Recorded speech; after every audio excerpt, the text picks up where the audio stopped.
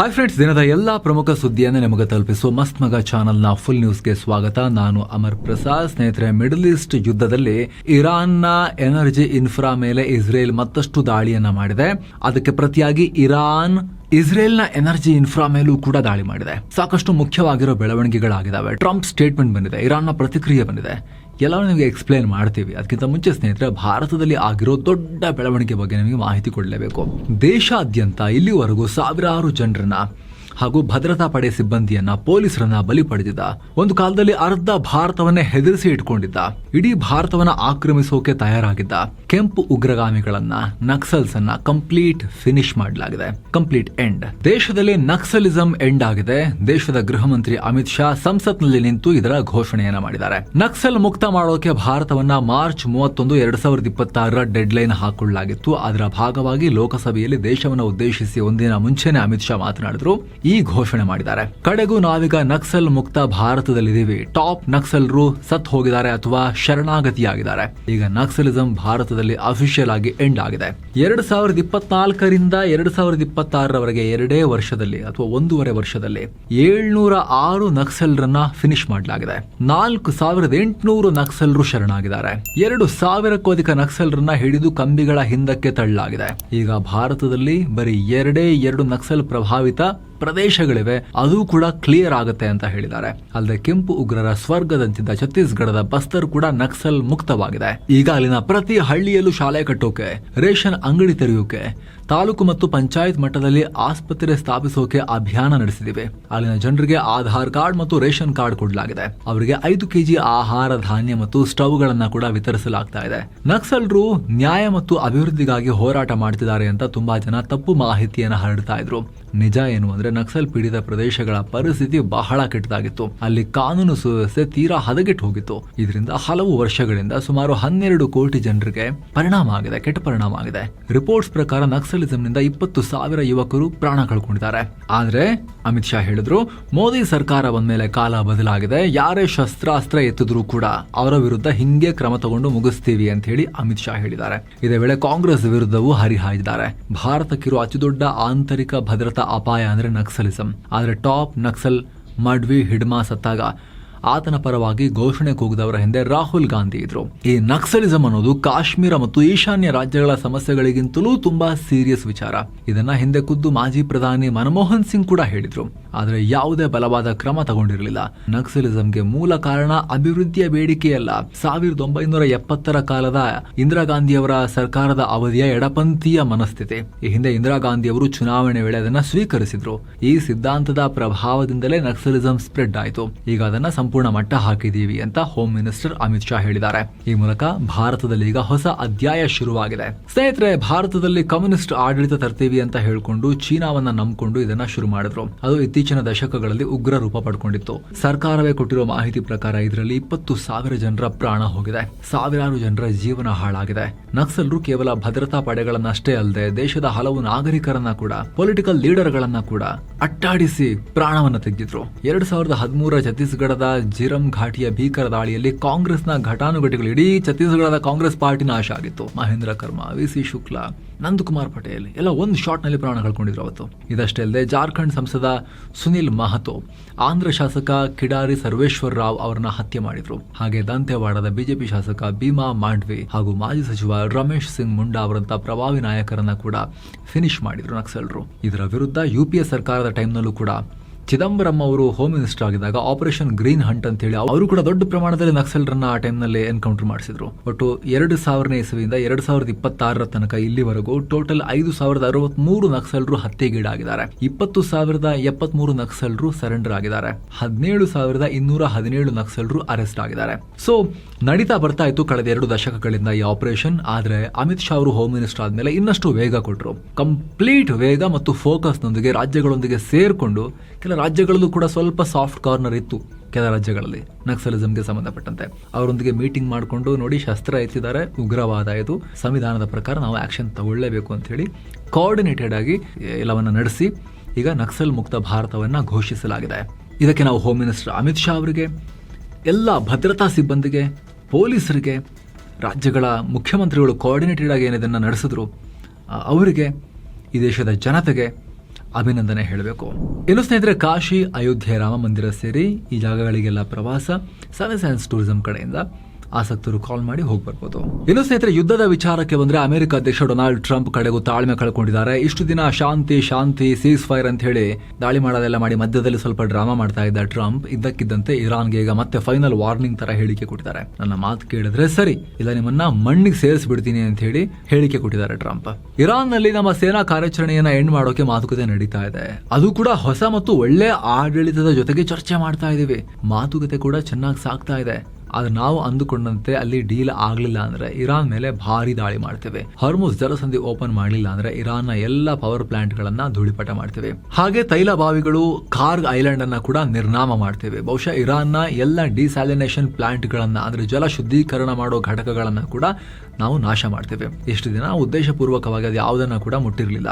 ಈಗ ಡೀಲ್ಗೆ ಒಪ್ಪಲಿಲ್ಲ ಅಂದ್ರೆ ಒಂದೂ ಬಿಡದೆ ಬೂದಿ ಮಾಡ್ತೇವೆ. ಇದರೊಂದಿಗೆ ನಾವು ಇಷ್ಟು ದಿನ ಇರಾನ್ ನಲ್ಲಿ ಹೂಡಿದ್ದ ಆರಾಮದಾಯಕ ವಾಸ್ತವ್ಯವನ್ನ, ವಿಹಾರ ಅಂತ ಅವರು ಹೋಗಿರೋದು, ಯುದ್ಧ ಮಾಡಕ್ಕಲ್ವಂತೆ, ಆ ಆರಾಮದಾಯಕ ವಿಹಾರವನ್ನ ಎಂಡ್ ಮಾಡ್ತೇವೆ. ಕಳೆದ 47 ವರ್ಷಗಳಿಂದ ಇರಾನ್ ನಮ್ಮ ಸೈನಿಕರು ಮತ್ತು ಜನರನ್ನ ಟಾರ್ಗೆಟ್ ಮಾಡ್ತಾ ಬಂದಿದೆ, ಹತ್ಯೆ ಮಾಡ್ತಾ ಬಂದಿದೆ. ಅದಕ್ಕೆ ಪ್ರತಿಕಾರ ಹೇಳ್ತಾ ಇದೀವಿ ಅಂತ ಪೋಸ್ಟ್ ಹಾಕಿದ್ದಾರೆ. ಒಂದಕ್ಕೊಂದು ಸಿಂಕ್ ಇಲ್ಲ. ಈಗ ಹೊಸ ಮತ್ತು ಒಳ್ಳೆ ಆಡಳಿತ ಅಂತೆ ಅಲ್ಲಿರೋದು ಇರಾನ್ ನಲ್ಲಿ. ಇವಾಗ ಆಯತುಲ್ಲಾ ಖಾಮಿನೆ ಹೋದ್ಮೇಲೆ ಮುಜತಬಾ ಖಾಮಿನೆ ಬಂದಿದ್ದಾರಲ್ಲ, ಇದು ಹೊಸ ಮತ್ತು ಒಳ್ಳೆ ಆಡಳಿತ ಅಂತೆ. ಅವರೊಂದಿಗೆ ನೆಗೋಷಿಯೇಟ್ ಮಾಡ್ತಿದಾರಂತೆ. ವರ್ಕ್ ಆಗಿಲ್ಲ ಅಂದ್ರೆ ಬಿಡೋದಿಲ್ಲ, ಭೀಕರ ದಾಳಿ ಮಾಡ್ತೀವಿ, ಬೂದಿ ಮಾಡ್ತೀವಿ ಅಂತ ಹೇಳಿ. ಇದು ಟ್ರಂಪ್ರ ಲ್ಯಾಂಗ್ವೇಜ್ ಬಹಳ ಕಷ್ಟಪಟ್ಟು ಅರ್ಥ ಮಾಡ್ಕೋಬೇಕು. ಈ ಮೂಲಕ ಏಪ್ರಿಲ್ 6 ಡೆಡ್ಲೈನ್ ಒಳಗಡೆನೆ ಇರಾನ್ ಬಗ್ಲೇಬೇಕು, ಇಲ್ಲಾಂದ್ರೆ ಇನ್ನೂ ಕಾದಿದೆ ಅನ್ನೋ ವಾರ್ನಿಂಗ್ ಅನ್ನು ಟ್ರಂಪ್ ಕೊಟ್ಟಿದ್ದಾರೆ. ಆದ್ರೆ ಇದಕ್ಕೆ ಈಗ ಇರಾನ್ ತಿರುಗೇಟು ಕೊಟ್ಟಿದೆ. ಟ್ರಂಪ್ ಹೊಸ ಆಡಳಿತದ ಜೊತೆಗೆ ಮಾತುಕತೆ ಆಗ್ತಿದೆ ಅಂತ ಹೇಳಿದ್ರಲ್ಲ, ಅದು ಏನದು, ಎಲ್ಲ ಸುಳ್ಳು, ಆ ಥರದ್ದೇನಿಲ್ಲ ಅಂತ ಹೇಳಿ ಅಲ್ಲಗಳೆದಿದೆ. ಆಧಾರರಹಿತ ಹೇಳಿಕೆಗಳು, ಯಾವ ಹೊಸ ಆಡಳಿತನೂ ಇಲ್ಲ ಅಂತ ಹೇಳಿದೆ. ಹಾಗೆ ಅಮೆರಿಕ ವಿರುದ್ಧ ಹೋರಾಡೋಕೆ ನಮ್ಮ ಸೈನಿಕರು ಸಜ್ಜಾಗಿದ್ದಾರೆ. ದೇಶದ ದಕ್ಷಿಣ ದ್ವೀಪಗಳನ್ನ ರಕ್ಷಿಸೋಕೆ ಎಲ್ಲಾ ರೀತಿಯಲ್ಲೂ ರೆಡಿ ಇದೀವಿ ಅಂತ ಇರಾನ್ ಹೇಳಿದೆ. ಮತ್ತೊಂದು ಕಡೆ ಇರಾನ್ ಒಳಗಡೆ ಇಸ್ರೇಲ್ ಮತ್ತು ಅಮೆರಿಕ ದಾಳಿಗಳು ಕೂಡ ಕಂಟಿನ್ಯೂ ಆಗಿವೆ. ಈಗ ಭಾರತದಿಂದ ಮೆಡಿಸಿನ್ ತರೋಕೆ ದಿಲ್ಲಿಗೆ ಹೊರಡಬೇಕಾಗಿದ್ದ ಇರಾನ್ನ ಕಮರ್ಷಿಯಲ್ ಫ್ಲೈಟ್ ಅನ್ನ ಕೂಡ ಹೊಡೆದುರುಳಿಸಲಾಗಿದೆ. ಇರಾನ್ನ ಮಷದ್ ಅಂತಾರಾಷ್ಟ್ರೀಯ ವಿಮಾನ ನಿಲ್ದಾಣದಲ್ಲಿ ಈ ವಿಮಾನವನ್ನು ನಿಲ್ಲಿಸಲಾಗಿತ್ತು. ಏಪ್ರಿಲ್ 1ನೇ ತಾರೀಕು ಬೆಳಗ್ಗೆ ದಿಲ್ಲಿಗೆ ಅದು ಬಂದಿಳಿದು ಅಲ್ಲಿನ ಸಂತ್ರಸ್ತರಿಗೆ ಭಾರತ ಕೊಡೋಕ್ ಹೊರಟಿರೋ ದೇಣಿಗೆ ಸಂಗ್ರಹದಿಂದ ಇಲ್ಲಿ ಸಂಗ್ರಹ ಆಗಿರೋ ಔಷಧಿಗಳನ್ನೇನು ತಗೊಂಡು ಇಡ್ಲಾಗಿತ್ತು, ಅದನ್ನ ತುಂಬಿಕೊಂಡು ವಾಪಸ್ ಹೋಗಬೇಕಾಗಿತ್ತು ಅದು. ಆದ್ರೆ ಅಲ್ಲಿಂದ ಹೊರಡೋ ಮುನ್ನವೇ ವಿಮಾನವನ್ನ ಹೊಡೆದುರುಳಿಸಿದ್ದಾರೆ. ಕಂಪ್ಲೀಟ್ ಡ್ಯಾಮೇಜ್ ಆಗಿದೆ. ಈ ಮೂಲಕ ಯುದ್ಧ ಶುರುವಾದಾಗಿನಿಂದಲೂ ಇರಾನ್ನ ಏರ್ಪೋರ್ಟ್ಗಳಲ್ಲಿ 16ಕ್ಕೂ ಅಧಿಕ ಕಮರ್ಷಿಯಲ್ ಮತ್ತು ಪ್ಯಾಸೆಂಜರ್ ವಿಮಾನಗಳನ್ನ ಇಸ್ರೇಲ್, ಅಮೆರಿಕಗಳು ಹೊಡೆದುರುಳಿಸಿವೆ. ಪ್ಯಾಸೆಂಜರ್ ವಿಮಾನಗಳ ಹೆಸರಲ್ಲಿ ಇರಾನ್ ಈ ಹಿಂದೆ ರಷ್ಯಾಗೆ ಆಯುಧವನ್ನ ಸಪ್ಲೈ ಮಾಡ್ತಾ ಇತ್ತು, ಹಾಗೆ ಉಗ್ರರಿಗೂ ಶಸ್ತ್ರಾಸ್ತ್ರ ಪೂರೈಸ್ತಾ ಇತ್ತು ಅಂತ ಇಸ್ರೇಲ್ ಆರೋಪ ಮಾಡಿದೆ. ಆದ್ರೆ ಈಗ ಇಸ್ರೇಲ್ನ ಫ್ರೆಂಡ್ ಅಲ್ವೇನ್ರಿ ಭಾರತಕ್ಕೆ ಹೊರಟಿದ್ದ ವಿಮಾನವನ್ನ ಕೂಡ ಇಸ್ರೇಲ್ ಹೊಡೆದು ಹಾಕಿದೆ. ಇತ್ತ ನ್ಯಾಟೋ ರಾಷ್ಟ್ರ ಸ್ಪೇನ್ ಅಮೆರಿಕಗೆ ಮತ್ತೆ ಶಾಕ್ ಕೊಟ್ಟಿದೆ. ಅಮೆರಿಕದ ಯುದ್ಧ ವಿಮಾನಗಳು ನಮ್ಮ ವಾಯು ಪ್ರದೇಶದಲ್ಲಿ ಹಾರಾಡುವಂತಿಲ್ಲ ಅಂತ ಹೇಳಿದೆ. ಇರಾನ್ ದಾಳಿಗೆ ನಮ್ಮ ಬೆಂಬಲ ಇಲ್ಲ, ಸೊ ಅಮೆರಿಕನ್ ಜೆಟ್ಗಳಿಗೆ ನಾವು ಅವಕಾಶ ಕೊಡುವುದಿಲ್ಲ. ಇದು ಸ್ಪೇನ್ನ ದಕ್ಷಿಣ ಭಾಗದಲ್ಲಿರೋ ಅಮೆರಿಕ ಸ್ಪೇನ್ ಜಂಟಿ ಮಿಲಿಟರಿ ಬೇಸ್ಗಳಿಗೂ ಕೂಡ ಅನ್ವಯ ಆಗುತ್ತೆ. ಕೇವಲ ಎಮರ್ಜೆನ್ಸಿ ಟೈಮ್ ನಲ್ಲಿ ಮಾತ್ರ ಅಮೆರಿಕ ಸ್ಪೇನ್ನ ಏರ್ ಸ್ಪೇಸ್ ಮೇಲೆ ಹಾರಾಡಬಹುದು ಅಂತ ಹೇಳಿದೆ. ಈ ಮೊದಲು ಅಮೆರಿಕದ ಹಡಗುಗಳಿಗೆ ಜಾಗ ಕೊಡದೆ ವಾಪಸ್ ಓಡಿಸಿದ್ರು. ಈಗ ಈ ನಿರ್ಧಾರ ಮಾಡಿದ್ದಾರೆ. ಸ್ಪೇನ್ ನಲ್ಲಿ ಈಗ ಎಡಪಂಥೀಯ ಸರ್ಕಾರ ಇದೆ. ಇವರಿಗೆ ಟ್ರಂಪ್ ಗವರ್ಮೆಂಟ್ ಕಂಡ್ರೇ ಆಗಲ್ಲ. ಯುದ್ಧ ಶುರುವಾದಾಗಿನಿಂದಲೂ ಇರಾನ್ ಮೇಲಿನ ದಾಳಿಯನ್ನ ಇವರು ಖಂಡಿಸ್ತಾ ಇದ್ದಾರೆ, ವಿರೋಧಿಸ್ತಾ ಇದ್ದಾರೆ. ಇದು ಅಮೆರಿಕ ಪಾಲಿಗೆ ದೊಡ್ಡ ಹೊಡೆತ. ಕಾರಣ ಸ್ಪೇನ್ ಯುರೋಪ್ನಲ್ಲಿ ಅತ್ಯಂತ ಆಯಕಟ್ಟಿನ ಜಾಗದಲ್ಲಿರೋ ರಾಷ್ಟ್ರ. ಯುಕ್ರೇನ್, ಫ್ರಾನ್ಸ್ ಬಿಟ್ರೆ ವಿಸ್ತೀರ್ಣದಲ್ಲಿ 3ನೇ ಅತಿ ದೊಡ್ಡ ರಾಷ್ಟ್ರ ಅಂತ ಕರೆಸ್ಕೊಳುತ್ತೆ. ಮೇಲಾಗಿ ಆಫ್ರಿಕನ್ ರಾಷ್ಟ್ರಗಳಿಗೆ ಹೋಗಬೇಕು ಅಂದ್ರೆ ಇವ್ರ ಮೂಲಕ ಹೋಗೋದು ಈಸಿ ಆಗ್ತಾ ಇತ್ತು. ಈ ಭಾಗದಲ್ಲಿ ಅಮೆರಿಕ ಕಣ್ಗಾವಲಿಡೋಕೆ ಇವರ ಸಹಕಾರ ತುಂಬಾ ಮುಖ್ಯ. ಈಗ ಇವರೇ ಅಮೆರಿಕಗೆ ನಿಮ್ಮ ಸಹವಾಸ ಬೇಡ ಅಂತ ಹೇಳ್ತಾ ಇದ್ದಾರೆ. ಅಮೆರಿಕಗೆ ಅನ್ನೋಕ್ಕಿಂತ ಹೆಚ್ಚಾಗಿ ಮಿಸ್ಟರ್ ಡೊನಾಲ್ಡ್ ಟ್ರಂಪ್ಗೆ, ಮಹಾನ್ ಭಾವಂಗೆ ಅವ್ರು ಹೇಳ್ತಾ ಇದ್ದಾರೆ. ಏನೋ ಭಾನುವಾರ ರಾತ್ರಿ ಕುವೈತ್ನ ಜಲ ಶುದ್ಧೀಕರಣ ಘಟಕದ ಮೇಲೆ ದಾಳಿಯಾಗಿತ್ತು. ಇದರಲ್ಲಿ ಒಬ್ಬ ಭಾರತೀಯ ಮೃತಪಟ್ಟಿದ್ರು. ಈಗ ಈ ದಾಳಿ ಮಾಡಿದ್ದು ನಾವಲ್ಲ, ಇದನ್ನ ಇಸ್ರೇಲೇ ಮಾಡಿದೆ ಅಂತ ಇರಾನ್ ಆರೋಪಿಸಿದೆ. ನಮ್ಮ ಮೇಲೆ ಗೂಬೆ ಕೂರಿಸೋಕೆ ಇಸ್ರೇಲ್ ಈ ಕ್ರೂರ ದಾಳಿ ನಡೆಸಿದೆ. ನಮಗೂ ಇದಕ್ಕೂ ಯಾವುದೇ ಸಂಬಂಧ ಇಲ್ಲ ಅಂತ ಇರಾನ್ ಹೇಳಿದೆ. ಮತ್ತೊಂದು ಕಡೆ ಈ ಸಂಘರ್ಷವನ್ನ ಫೇಸ್ ಮಾಡೋಕೆ ಯುರೋಪಿಯನ್ ಯೂನಿಯನ್ ಭಾರಿ ತಯಾರಿ ಮಾಡ್ಕೊಳ್ತಾ ಇದೆ. ಮಂಗಳವಾರ ಯುರೋಪಿಯನ್ ಯೂನಿಯನ್ ಸದಸ್ಯ ರಾಷ್ಟ್ರಗಳ ಇಂಧನ ಸಚಿವರೆಲ್ಲ ಮೀಟಿಂಗ್ ಮಾಡಿದ್ದಾರೆ. ಇದರಲ್ಲಿ ಮುಂದಿನ ದಿನಗಳಿಗೆ ಎಷ್ಟು ಗ್ಯಾಸ್ ಬೇಕಾಗುತ್ತೆ, ಅದರ ಪೂರೈಕೆ ಹೇಗೆ ಎಲ್ಲವನ್ನ ಚರ್ಚೆ ಮಾಡ್ತಾರೆ. ಸದ್ಯ ಇರಾನ್ ಯುದ್ಧ ಶುರುವಾದಾಗಿನಿಂದ ಯುರೋಪ್ನಲ್ಲಿ ಗ್ಯಾಸ್ ಬೆಲೆ 70% ಏರಿಕೆಯಾಗಿದೆ. ಹಾರ್ಮುಜ್ ಜಲಸಂಧಿಯನ್ನ ಬಂದ್ ಮಾಡಿದ ಕಾರಣ ಗಲ್ಫ್ನಿಂದ ಗ್ಯಾಸ್ ಸರಬರಾಜು ಆಗ್ತಾ ಇಲ್ಲ. ಹೀಗಾಗಿ ಮುಂದಿನ ನಿರ್ಧಾರ ಏನ್ ತಗೋಬೇಕು ಇವರು ಚರ್ಚೆ ಮಾಡ್ತಾ ಇದ್ದಾರೆ. ಅಷ್ಟೇ ಅಲ್ಲ, ಈಗ ಆಲ್ರೆಡಿ ಸದಸ್ಯ ರಾಷ್ಟ್ರಗಳಿಗೆ ಸೂಚನೆಗಳನ್ನು ಕೂಡ ಕೊಡಲಾಗಿದೆ. ಎಲ್ಲರೂ ಒಟ್ಟಾಗಿ ಮಾತಾಡೋಣ, ಏನೇ ಮಾಡಿದ್ರು ಕೂಡ ಒಟ್ಟಿಗಿರೋಣ ಅಂಥೇಳಿ. ಇಂಥ ಬಿಕ್ಕಟ್ಟಿನ ಟೈಮ್ನಲ್ಲಿ ಪ್ರತ್ಯೇಕವಾಗೆಲ್ಲ ಹೋಗೋದು ಬೇಡ ನಾವು ಅಂಥೇಳಿ. ಏನೋ ಯುದ್ಧದ ನಡುವೆನೇ ಇಸ್ರೇಲ್ ಹೊಸ ಒಪ್ಪಂದ ಮಾಡಿಕೊಂಡಿದೆ. ತನ್ನದೇ ರಾಷ್ಟ್ರದ ಎಲ್ಬಿಟ್ ಸಿಸ್ಟಮ್ಸ್ ಕಂಪನಿಯೊಂದಿಗೆ $42 ಮಿಲಿಯನ್ ಮೊತ್ತದ ಡಿಫೆನ್ಸ್ ಡೀಲ್ಗೆ ಸೈನ್ ಹಾಕಿದೆ. ಇದರ ಅಡಿಯಲ್ಲಿ 16,000 155mm ಆರ್ಟಿಲರಿ ಶೆಲ್ಗಳನ್ನು ಇಸ್ರೇಲ್ ಖರೀದಿ ಮಾಡ್ತಾ ಇದೆ. ಇತ್ತ ವೆಸ್ಟ್ ಬ್ಯಾಂಕ್ನಲ್ಲಿರೋ ಪ್ಯಾಲೆಸ್ತೇನಿಗಳ ಮೇಲೂ ಕೂಡ ಇಸ್ರೇಲ್ ದಾಳಿ ಮುಂದುವರೆದಿದೆ. ಗಾಜಾ ಪಟ್ಟಿಯಲ್ಲ, ವೆಸ್ಟ್ ಬ್ಯಾಂಕ್ನಲ್ಲೂ ದಾಳಿ ಮಾಡೋಕೆ ಶುರು ಮಾಡಿದ್ದಾರೆ. ಪಶ್ಚಿಮ ಬೆತ್ಲೆಹೆಮ್ ಭಾಗದಲ್ಲಿರೋ ನಹಲ್ಲಿನ್ ಪಟ್ಟಣದಲ್ಲಿ ಇಸ್ರೇಲಿಗರ ಗುಂಪೊಂದು ಪ್ಯಾಲೆಸ್ತೇನಿಗಳ ಮೇಲೆ ದಾಳಿ ಮಾಡಿದೆ. 2 ವಾಹನಗಳಿಗೆ ಬೆಂಕಿ ಇಟ್ಟಿದೆ. ಅಷ್ಟು ಮಾತ್ರ ಅಲ್ಲ, ಅಲ್ಲಿನ ನಿವಾಸಿಗಳಿಗೆ ನೇರವಾಗಿ ಜೀವ ಬೆದರಿಕೆ ಹಾಕಿ ಊರಿನ ಗೋಡೆಗಳ ಮೇಲೆಲ್ಲ ಜನಾಂಗೀಯ ನಿಂದನೆ ರೀತಿ ಬರಹಗಳನ್ನು ಬರೆದು ವಿಕೃತಿ ಮೆರೆದಿದ್ದಾರೆ. ಇಸ್ರೇಲ್ನ ಬಲಪಂಥೀಯರು ಮತ್ತು ಮೂಲಭೂತವಾದಿಗಳು ಈ ವೆಸ್ಟ್ ಬ್ಯಾಂಕ್ನಲ್ಲಿ ಪ್ಯಾಲೆಸ್ತೇನಿಗಳ ಮೇಲೆ ಮಾಡ್ತಾ ಇರೋ, ಅವರೊಂದಿಗೆ ನಡೆಸ್ತಾ ಇರೋ ಈ ಮತೀಯ ಗಲಭೆಗೆ ಸಂಬಂಧಪಟ್ಟಂತೆ ಇಸ್ರೇಲ್ನ ಸೇನೆನೇ ವಾರ್ನಿಂಗ್ ಕೊಟ್ಟಿದೆ. ನಾನು ಗಲಭೆ ಕೋರೋ ದೇಶನ, ಸುಮ್ಮನಿರ್ರಿ ಸಾಕು, ಸೇನೆಗೂ ಡಿಸ್ಟರ್ಬೆನ್ಸ್ ಮಾಡ್ತಾ ಇದ್ದೀರಿ ನೀವು ಅಂಥೇಳಿ. ಆದರೂ ಕೂಡ ಕೇಳ್ತಾ ಇಲ್ಲ, ಕಾನೂನು ಕೈ ತೊಗೊಂಡ್ಬಿಟ್ಟಿದಾರಲ್ಲ ಒಂದಷ್ಟು ಜನ. ಆದರೆ ಮತ್ತೊಂದು ಕಡೆ ಪ್ಯಾಲೆಸ್ತೇನ್ನ ಇನ್ನೊಂದು ತುಂಡಾಗಿರೋ ಗಾಜಾ ಪಟ್ಟಿ, ಗಾಜಾ ಸ್ಟ್ರಿಪ್, ಅಲ್ಲಿನ ಗಾಜಾ ಸಿಟಿ, ಅಲ್ಲಿ ಇಸ್ರೇಲ್ ಸೇನೆನೇ ಏರ್ ಸ್ಟ್ರೈಕ್ ಮಾಡಿದೆ. ಮತ್ತೆ 3 ಪ್ರಾಣ ಹೋಗಿದೆ. ಗಾಜಾದ ಬೈತೂನ್ ಪ್ರದೇಶದಲ್ಲಿರೋ ಅಲ್ ಶಫಿ ಮಸೀದಿ ಸಮೀಪ ಈ ದಾಳಿಯಾಗಿದೆ. ಇನ್ನು ಇರಾನ್ ನೌಕಾಪಡೆ ಕಮಾಂಡರ್ ತಂಗ್ ಝಿರಿಯಾ ಸಾವನ್ನ ಇರಾನ್ ಈಗ ಕನ್ಫರ್ಮ್ ಮಾಡಿದೆ. ಕಳೆದ ವಾರ ಹೇಳಿತ್ತು ಇಸ್ರೇಲ್ ಹೊಡೆದು ಹಾಕಿದ್ದೀವಿ ಅಂತ. ಈಗ ಇರಾನ್ ಒಪ್ಕೊಂಡಿದೆ. ಮಾರ್ಚ್ 26ನೇ ತಾರೀಕು ಅಲಿ ರೆಜಾ ತಂಗ್ ಸಿರಿ ಹುತಾತ್ಮರಾಗಿದ್ದಾರೆ. ಆಕ್ರಮಣಕಾರರ ದಾಳಿಯಲ್ಲಿ ಅವರು ತೀವ್ರ ಗಾಯಗೊಂಡಿದ್ರು, ಅವರಿಗೆ ಇಲ್ಲ ಮೃತಪಟ್ಟಿದ್ದಾರೆ ಅಂತ ಹೇಳಿ ಇರಾನ್ ಸ್ಟೇಟ್ಮೆಂಟ್ ಇಶ್ಯೂ ಮಾಡಿದೆ. ಹಾರ್ಮುಜ್ ಜಲಸಂಧಿಯನ್ನು ಬಂದ್ ಮಾಡುವಲ್ಲಿ ಇವರ ಪಾತ್ರ ಬಹಳ ದೊಡ್ಡದಿತ್ತು ಅಂತ ಹೇಳ್ತಾ ಇದ್ರು. ಇರಾನ್ ನೇವಿಯನ್ನ ಆಧುನೀಕರಣಗೊಳಿಸೋದ್ರ ಹಿಂದೆ ಕೂಡ ಇವರ ಬ್ರೈನೇ ಕೆಲಸ ಮಾಡ್ತಾ ಇತ್ತು. ಅವ್ರನ್ನ ಇಸ್ರೇಲ್ ಹೊಡೆದು ಹಾಕಿತ್ತು.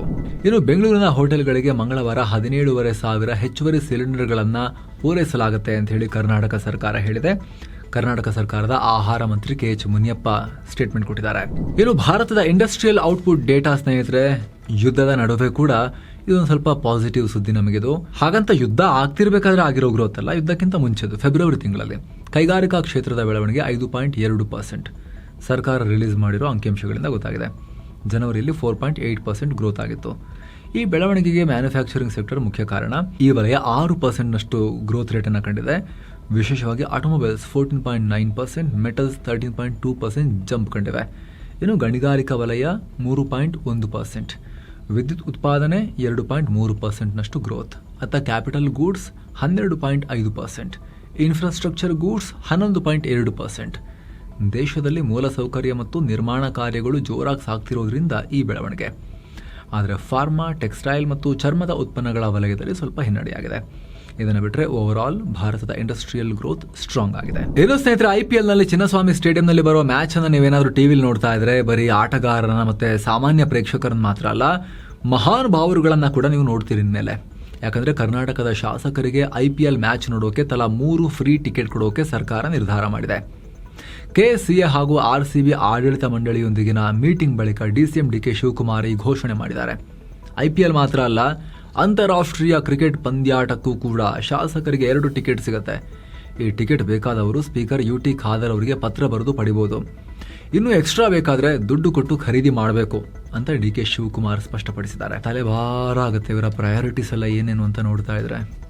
ಇಷ್ಟೊಂದು ಗಂಭೀರ ಸಿಚುವೇಶನ್ನಲ್ಲೂ ಕೂಡ ಇವರ ಪ್ರಯಾರಿಟೀಸ್ ನೋಡ್ತಾ ಇದ್ರೆ, ಇವರ ಆದ್ಯತೆಗಳನ್ನು ನೋಡ್ತಾ ಇದ್ರೆ, ಇವರ ವರ್ತನೆಗಳನ್ನು ನೋಡ್ತಾ ಇದ್ರೆ, ಎಂಥ ರಾಜ್ಯ ಕರ್ನಾಟಕ. ಇಡೀ ದೇಶದಲ್ಲೇ ಚಿನ್ನದ ಚಿಟ್ಟೆ ಒಂಥರ ಆಟೋ ಪೈಲಟ್ ಮೋಡ್ನಲ್ಲಿ ಹೋಗ್ತಾ ಇದೆ ಒಂದು ಲಾಸ್ಟ್ 20-25 ಇಯರ್ಸಿಂದ. ಎಂತೆಂಥ ರಾಜಕಾರಣಿಗಳು ಬಂದಿದ್ರು, ಕೆಲಸ ಮಾಡಿದ್ರು, ಒಂದು ಟೈಮ್ನಲ್ಲಿ ರಾಜ್ಯವನ್ನು ಕಟ್ಟಿದ್ರು, ಫೌಂಡೇಶನ್ ಹಾಕಿದ್ರು. ಸೆಷನ್ನಲ್ಲಿ ಎಂಥ ಚರ್ಚೆ ನಡೀತಾ ಇತ್ತು, ಕೇಳಿಸ್ಕೋಬೇಕು ಅಂತ ಅನ್ನಿಸ್ತಾ ಇತ್ತು. ಸೆಷನ್ನಲ್ಲಿ ಹಳೆ ಕ್ಲಿಪ್ಗಳನ್ನು ತೆಗೆದು ನೋಡಿ ಎಷ್ಟು ಚೆನ್ನಾಗಿರ್ತಿತ್ತು.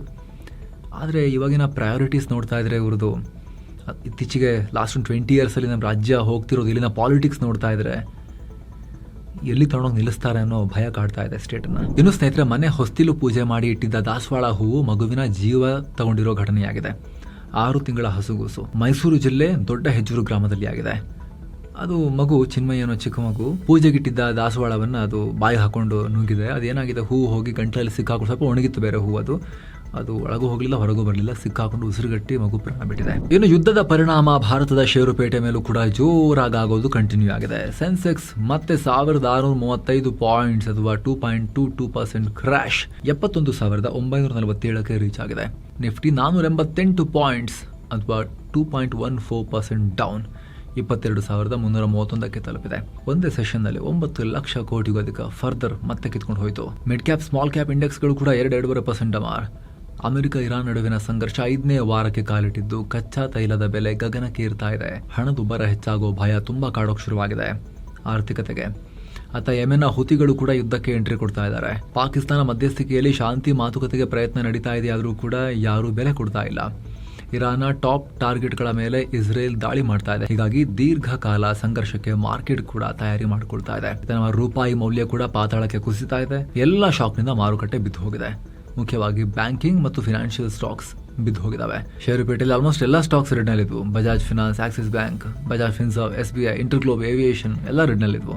ಕೆಲವು Hindalco industries, Coal India, ONGC ಮತ್ತು power grid corporation of India ಕೆಲವು ಕಂಪನಿಗಳು ಗ್ರೀನ್ನಲ್ಲಿದ್ವು.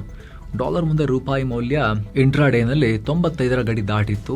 ಈಗ ಸ್ವಲ್ಪ ಸುಧಾರಿಸಿಕೊಂಡು 94 ರೂಪಾಯಿ 70 ಪೈಸೆಯಲ್ಲಿ ಸೆಟ್ಲ್ ಆಗಿತ್ತು. ಇನ್ನು ಚಿನ್ನ ಮತ್ತು ಬೆಳ್ಳಿ ಬೆಲೆ ವಿಚಾರಕ್ಕೆ ಬಂದರೆ 24 ಕ್ಯಾರೆಟ್ನ 10 ಗ್ರಾಂ ಚಿನ್ನದ ಬೆಲೆಯಲ್ಲಿ 3,791 ರೂಪಾಯಿ ಹೆಚ್ಚಾಗಿ 1,46,733 ರೂಪಾಯಿ ಆಗಿದೆ. 22 ಕ್ಯಾರೆಟ್ನ 10 ಗ್ರಾಂ ಚಿನ್ನದ ಬೆಲೆಯಲ್ಲಿ 3,467 ರೂಪಾಯಿ ಜಾಸ್ತಿಯಾಗಿ 1,34,407 ರೂಪಾಯಿ ಆಗಿದೆ. 1 ಕೆಜಿ ಬೆಳ್ಳಿ ಬೆಲೆಯಲ್ಲಿ 8,488 ರೂಪಾಯಿ ಜಾಸ್ತಿಯಾಗಿ 2,30,135 ರೂಪಾಯಿ ಆಗಿದೆ. ಸೊ ಫ್ರೆಂಡ್ಸ್, ಇದಾಗಿತ್ತು ಇವತ್ತಿನ ಫುಲ್ ನ್ಯೂಸ್. ನಾವು ಕೊಯ್ದಿಲ್ಲ, ಹೇಳದಿಲ್ಲ, ಕಿರ್ಚಾಡಿಲ್ಲ, ಬರೀ ಸುದ್ದಿಯ ರೀತಿಯಲ್ಲಿ ನಿಮಗೆ ತಲುಪಿಸೋ ಪ್ರಯತ್ನವನ್ನ ಮಾಡಿದ್ದೇವೆ. ನಿಮಗಿದು ಇಷ್ಟ ಆಗ್ತಾ ಇದ್ರೆ ಆಸಕ್ತ ವೀಕ್ಷಕರು ವಿಡಿಯೋ ಕೆಳಗಿರೋ ಜಾಯಿನ್ ಬಟನ್ ಮೂಲಕ ಮಸ್ತ್ ಮಗ ಪ್ರೀಮಿಯಂ ಮೆಂಬರ್ಸ್ ಆಗೋದನ್ನ ಕನ್ಸಿಡರ್ ಮಾಡಬಹುದು ಸ್ನೇಹಿತರೆ. ಮತ್ತೆ ಭೇಟಿ ಆಗ್ತಿರೋಣ. ನಮಸ್ತೆ.